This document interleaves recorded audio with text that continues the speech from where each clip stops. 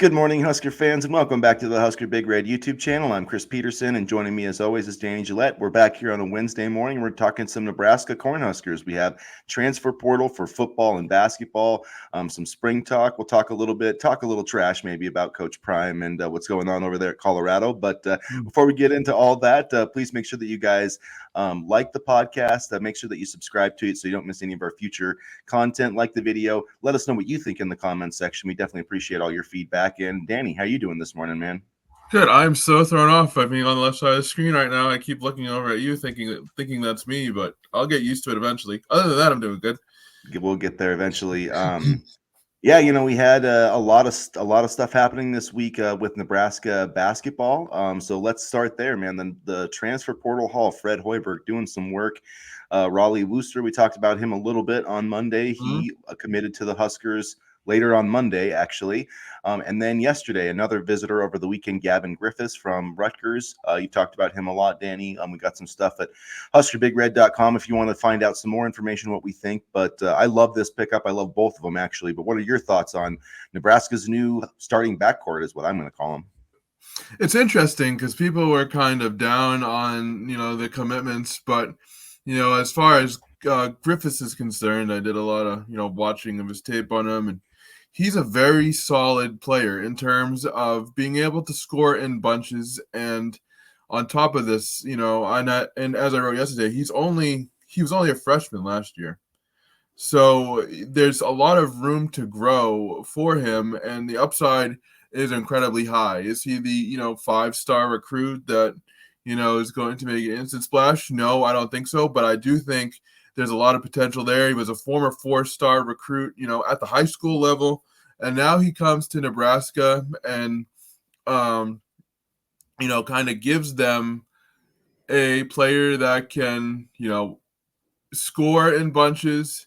He does okay from the 3-point line, I believe. And he's a guy that can really kind of help stabilize the program as, they continue to make changes and mix and match. And for Wooster, I think he's more of the traditional point guard that Nebraska basketball has needed because we really didn't have one last year.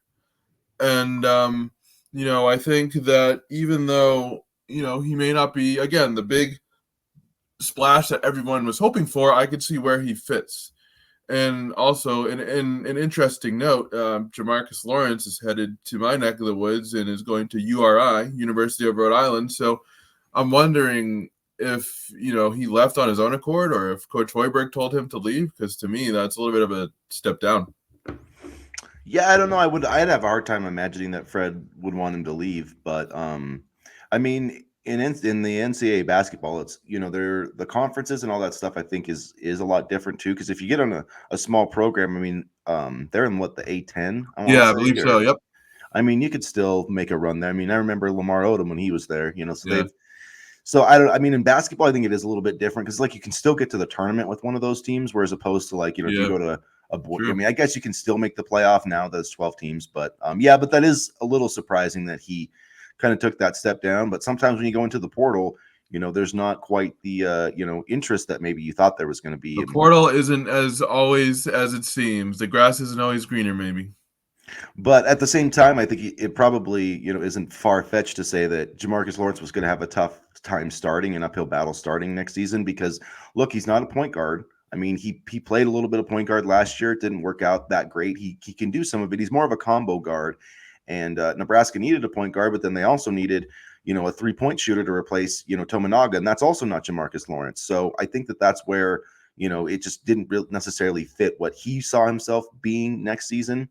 And his vision was probably different than Fred Hoiberg's. But as far as Gavin Griffiths, I love this pickup. He's actually the second highest rated player to ever play for Nebraska in terms of the 24/7 sports rankings. Only Bryce McGowan's is rated higher. He was 44th overall in the 2023 class. And I get he only scored I think 5 points a game last year.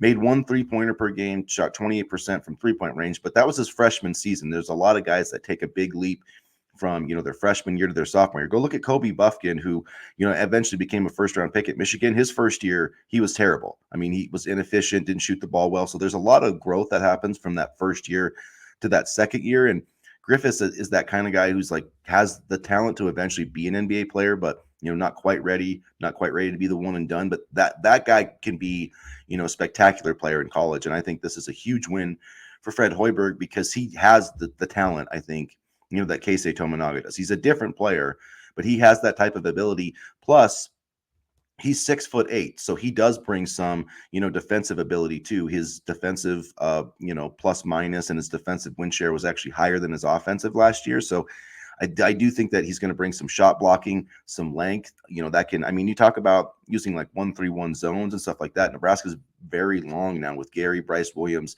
and Gavin Griffiths, like at that 2-3-4 spot potentially. And so I just think the upside is there. And then Wooster, I love his game. Nebraska has needed a defensive-minded guard really badly with size. Because Sam Hoiberg's a good defender, but he's only like 6'1" or 6'2". Raleigh Wooster is 6'4".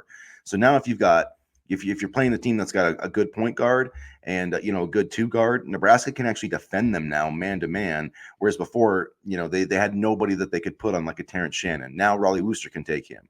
Raleigh Wooster can also take Evan Taylor, and he can also average over 5 assists per game. Beyond that, the one weakness you look at his game is the shooting percentage. 29% 3-point shooting for his career. I've seen this guy play in person. His stroke is fine. He shoots over 70% from the free throw line. And I think under Fred Hoiberg, we're going to see that percentage tick up. I think we're going to see that with Gavin Griffiths, and you're going to see that shooting coaching ability I've talked about with Fred Hoiberg, I think is going to make these two additions even better than they look on paper. And I'm not really too worried about Wooster's shooting percentage anyway, because as long as you have a guard that can facilitate the offense and, kind of direct all the moving parts, the quarterback of the offense, then you can live with maybe an inconsistent shooting percentage. And, we like you said, we haven't had a true, guard or point guard, in quite some time. And I think he definitely brings that to the table. So even if he's not the best shooter, I'm okay as long as he knows how to, facilitate an offense and kind of be the leader in that way. Yeah, it's going to be, exciting, I think, overall. And, I think he's going to be a great fit in the Fred Hoiberg system. And now if Rank Mast decides to come back, I think that's the last kind of missing piece. But I think there's a good chance that your starting lineup is going to be, Rank Mast, Juwan Gary, Bryce Williams, Gavin Griffiths, and Raleigh Wooster. I think that makes a lot of sense. You've got Andrew Morgan, who could come off the bench, Sam Hoiberg, who can come off the bench. So right there, you've got, that 7-man rotation, if Mast is back, we haven't heard any confirmation on that. So, don't want to put the cart, before the horse, but that top 7, I feel pretty good about that. You still need to add, some wing depth. You need more 3-point shooting, and you need a couple more bigs, but you've got 4 open scholarships, and I think that they're in some good conversations there. So, looks like Freddie Portal has done it again. People always bring up his high school recruiting too, and I'm not too worried about that either, because part of me, like for college basketball, you don't want to rely on all freshmen and things like that. And the freshmen that we do have, namely Nick Janowski, I've been, hyping him up for quite some time. There is a solid, couple players recruited from the high school ranks, but I think, as long as you have found that the, portal formula is working, why go away from it? And I think Fred has shown he's been able to build rosters, especially the last 2 seasons, and they've been able to fit together. And so I wouldn't really be too worried. If his strength is the portal, why go away from it?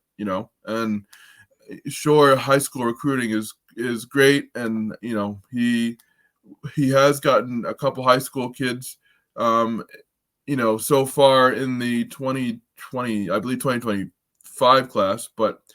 I think, as long as he knows what his strengths are, which is portal recruiting, then that's fine with me.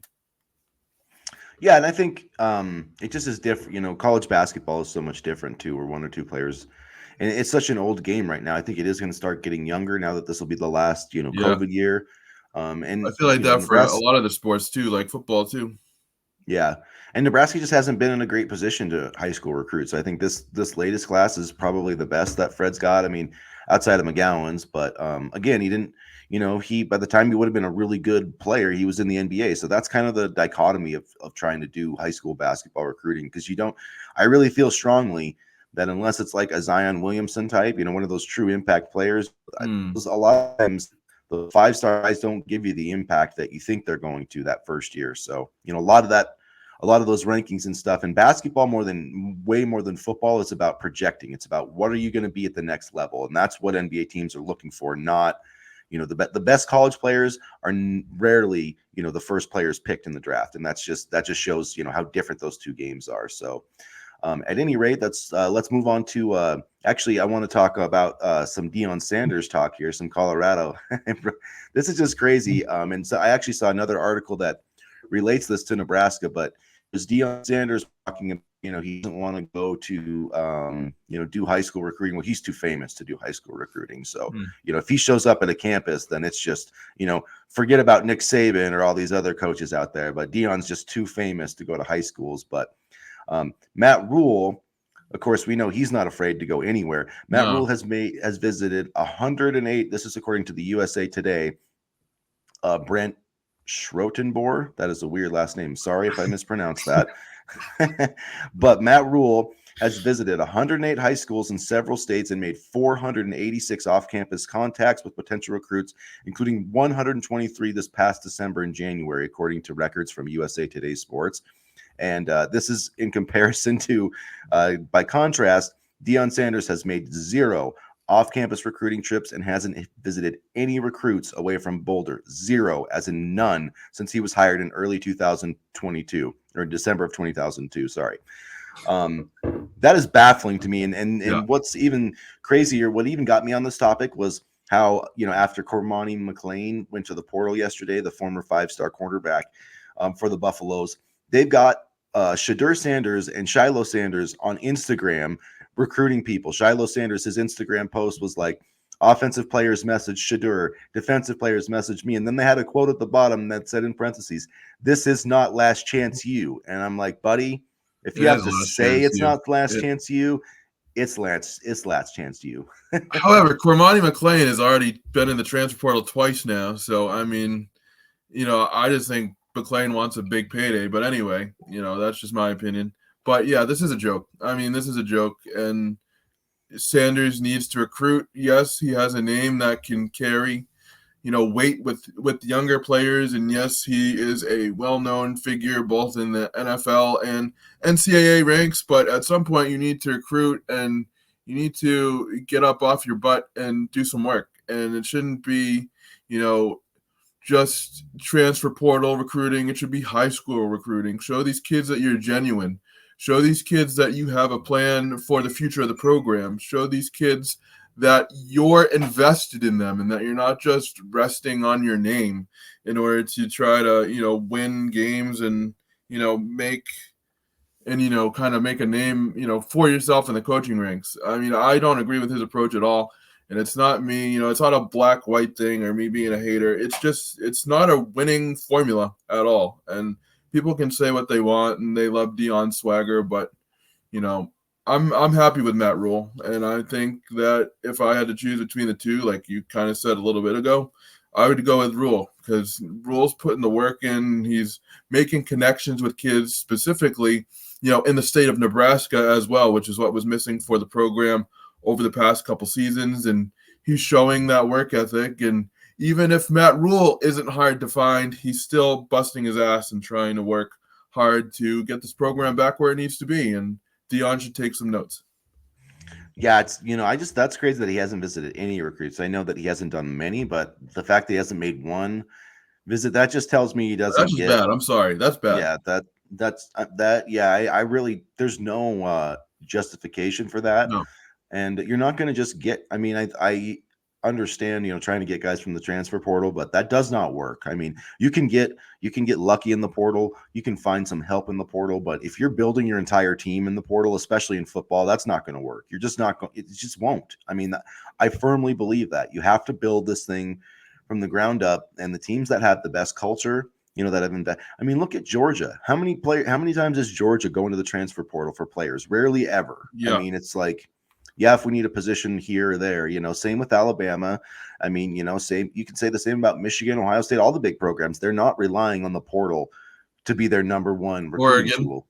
Yeah, it's a supplement, you know. It's like, hey, we need a quarterback or we need this, and that makes sense. But but the idea that you can build your entire team off that's just Yeah. not going to happen. So I really hope that we just destroy those guys. I mean, I'm ready for it, but Shadur Sanders and Travis Hunter are great players, so they still have some great players on their team, but the overall roster building that's going on there has not been great. So at I don't any know if I would rate, even call it building. yeah, It's I don't more know like what it is. I don't know what it is. I like don't know it's more what like he's doing. it's more like just a hodgepodge of, you know, just trying to put stuff together, and it's a joke. And again, I'm not hating because he's black. I'm not hating because he has swagger. I'm hating because he's not a good recruiter, and he's a so-so coach. And the second year will tell a lot, but this is not how you build a program. And quite honestly, I don't know if he's going to be around to see a full program build. So Yeah. there's also that part of it. Yeah, it's going to be, especially when Shadur and Travis Hunter leave. Like, there's no talent there. So Yep. I don't know, man. It's going to be wild stuff. Wild Because they stuff had happening there. the wide receiver enter the portal too, the 3-star receiver. I can't remember his name off the top of my head, but Yeah, I can't he remember entered the either. portal too, and he was an impact player. And I I don't mean, know, the running back is good, but and I'm not saying that we should overlook him by any means, but we should have won the game last year if Jeff Sims literally didn't pee down his leg the entire game. So I mean, that's that. There's that. But at any rate, the let's defensive talk line some. for Nebraska is going to feast on the Colorado offensive line, Yeah, and yes. I believe the offensive line, because I didn't think their defensive line was that good, Colorado's. So, No. I think that will be a pretty fair matchup for the Nebraska offensive line. And I mean, I don't know. It's just I don't see Colorado going anywhere. And you can clip this, quote this, whatever, but I don't see it. Yeah, I'd be very surprised if they, made a bowl game this year. I know they're going to the Big 12, so maybe it'll be a little easier schedule, but I think them getting 6 games will basically take a miracle, but we'll see. I've been wrong about plenty of stuff before, so we shall I feel see. pretty confident in this one. I don't know. So as far as Nebraska transfer stuff, not a lot to cover here. Corey Collier entered the portal. Eric Fields, those guys haven't been on the team, haven't been on the roster, I guess, this spring. So, they kind of officially entered the portal, but it was coming. So, I mean, not a big loss, but both of them came kind of highly touted, especially Eric Fields. I mean, he was even getting mentioned by Matt Rule last year about this time. So that's another reminder. Like last year during this time, everybody was talking up Eric Fields. Never played a meaningful snap, isn't on the team, less than a year later. So don't overreact to what we're seeing right now. I gotta say, the official announcements kind of tricked me a little bit yesterday, because I saw like Caden Proctor entered the transfer portal, and I'm like, what? Didn't he announce like he's going for like a third time already? But it's official. These announcements are official, and nobody's entering the transfer portal after a month. But anyway, yeah, Eric Fields. You remember me being all excited about him and his film, and he recorded 270 tackles over the span of 2 seasons at Ardmore High School in Oklahoma. I really thought he was going to have an impact in the linebacker room. He was going to be a focal point, I thought, due to his speed, but it just never materialized. And that's just what it is. Same thing with Corey Collier. I mean, the safety room is very crowded. It wasn't crowded when Collier first got here, but part of building a program is making sure you have depth at all positions. Now Nebraska has a ton of safety depth, and that's the other thing. You can never count on a player to be your top guy, or count on a player to be there. You always have to recruit and restock positions, no matter how many you have at each one. So I mean, Collier, I could definitely understand. I don't think he was going to see the field, especially with Caleb Benning coming, Kamir Prescott coming. You got Deshaun Singleton on the roster, Isaac Gifford this year. So, and those 2 transfers really made sense. There was really no surprise. Yeah, now I did a post yesterday at HuskerBigRed.com kind of previewing the portal and potential needs for Nebraska, and I don't really see, too many glaring needs. You and I kind of talked about it. I said, yeah, if surefire starting corner comes along or something, then I would probably take that. But I think Nebraska, is pretty set just outside of, maybe needing some depth. You can always use more depth, like we've said, but I don't think there's a position, looking at this team where I'm like, they need to go get a starter right here, right now at this position, or they're screwed. So I don't know. What are your thoughts on Do you Yeah, see no, any? I didn't really see, a position where I'm like, all right, they need to get somebody here now. Maybe some, I don't know, maybe more depth at edge because you could always use as many edge rushers as possible, especially in this defense. But we Mhm. don't need depth at edge. It's Yeah, kind of nice to not have to freak out about depth at yeah, positions anymore and kind of just say, oh, this would be nice. But at the same time, I think, like you said, there's a lot of talent at each position. And this is only over the span of, a year and a half. It's not even a full program build yet, and already the cupboard is stocked with opportunities for young players and recruits and weapons. So, I mean, I'm pretty happy with where the Nebraska roster sits. Coming into spring ball, and knock on wood, there haven't been too many injuries yet, and yeah. that is something that we struggled with in the past as well. So I mean, people can make fun because I see all the time, oh, they're wearing the goofy helmets. They look like aliens. Well, those are the concussion helmets, and they're there for a reason, and they work. So, I mean, they're taking all the precautions necessary to try to keep everybody healthy, and so far it seems to be working. And I'm excited for the spring game. Hopefully, nobody gets hurt there, and then we can kind of transition to the 2024 season. Can you believe it? Yeah, it's wild that the Nebraska got their spring game. I do want to say, Matt Rule said that he doesn't expect any players to leave via the transfer portal. So we'll see if he's right about that. But I wouldn't be surprised. They didn't really have anybody leave, during the other transfer portal window. I mean, nobody that was surprising No, no, based on the depth chart. And I don't. My prediction is, I don't think that anybody that's on the two deep is leaving the team. no, So and I don't. My prediction is also I don't think they're going to make any additions. So, I know that that's not exciting, but I think Matt Rule wants it to be, a multi-year guy. And I just don't see it. I don't see a quarterback. And, you can never say never. And yeah, an edge or defensive lineman. I mean, if there's somebody that you're like, that's a dude, then go get him. But other than that, I really don't see it. So, and the thing is like, yeah, like a Cormani McLean might be a guy you'd look at, but he's done all this no. different portaling, and the reality though is a player Yeah, like that, whether it's him or somebody else, is going to cost you a lot of NIL money. So you're gonna be in yeah. a, especially right now, because it's like this is like the last week of free agency, and this would be it would be like in the NFL, how you have that first wave of free agency, and there's all this crazy Mm, money spent. yeah. Then it would be like if there was a second wave of free agency right after the draft, where actually like there was good players going into it, but there was only like a select few, like the money would be even worse. And that's what we're looking at right now. So I don't think Nebraska needs to get into any bidding wars. If somebody falls into their lap, sure, but I think the roster is pretty set right now. Yeah, I'm happy with where the roster sits. It's just about making sure everybody stays healthy and, kind of making sure that everything goes smoothly at the spring game. No need for anything too crazy.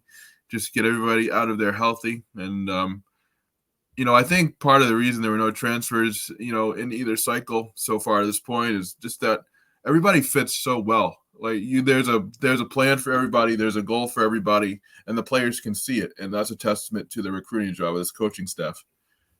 Yeah, and they're being developed. Matt Rule talked about that, the development part of it when he was on Bussin' with the boys.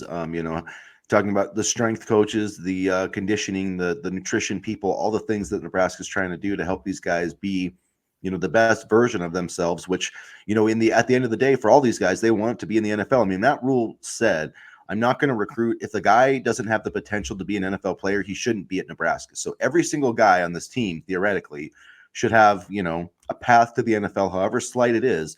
And I think that, fostering that is a really good thing. We've seen a lot of great things over the spring. Is there anything that stood out to you, with the open practice yesterday? I know we didn't get, the quarterbacks as much, but any other takeaways from the recent spring, rumblings or highlights from you, Danny? Well, I mean, again, I'll go back to the wide receiver room. I'm really excited about that room, and I'm really excited about the young talent. And last yesterday, Matt Rule said that Vincent Shavers, the freshman, linebacker, is making a name for himself. And you know, I think Shavers honestly is going to make a very big impact on the program when it's his time. And it's good to hear that some of the freshmen are asserting themselves right away. And I'm really excited to see, because that's just another piece that Tony White can have on that defense. And when you have the ability to have a good freshman, but not have to rush him into things, and you can kind of develop him alongside an already strong, defensive line and, linebacker group, that's even better. So the quote about Vincent Shavers just, being noticed and, playing well really kind of stuck out with me, because, it just goes to show, that this coaching staff can recruit well. And I always think back to some players recruited in previous staffs that had, like you kind of said earlier, did they have NFL potential? No. I mean, but when you look at a guy like Shavers and some of these freshmen, I think that they could, as long as they continue to develop. So the fact that the freshmen are already turning heads is very, very promising to me. Yeah, I think it's promising too. I just overall, I like that they, at some certain positions, linebacker, they don't really, have a need there. They have a pretty talented room. I think the offensive line has been really getting after it, so that's been a really positive thing. The receivers, I was bummed to see Demetrius Bell on the injury report as a guy who I think was held out of practice or was in a green jersey. So looked like Malachi Coleman wasn't one of the guys listed in a green jersey. So I do think that that's a positive thing. He's been practicing but limited. So I could have, read that wrong, or maybe he wasn't on the list. But at any rate, those are a couple of injury notes. But not sure what's up with Demetrius Bell, but that is concerning a little bit. I never want to see anybody get hurt for any, missing. I never want to see guys missing practice. That's not, that's just not, you're not getting better if you're not practicing. So something to watch there, but I think there's a lot of positive developments on both lines, and I'm just excited to see, the product next Saturday. And we haven't really, heard how they're going to do that. I'm sure they'll divvy up the teams. It'll be a game like it was last year. Hopefully, for the love of God, please do not thud tackle like Ohio State did with its starters. I mean, my goodness, how soft can you get? You're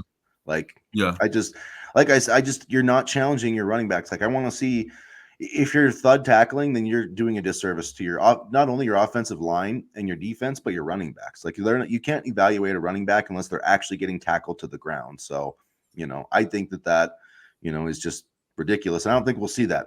Nebraska is going to be very physical. They're very intentional about it, and I can't wait. It's going to be a lot of fun.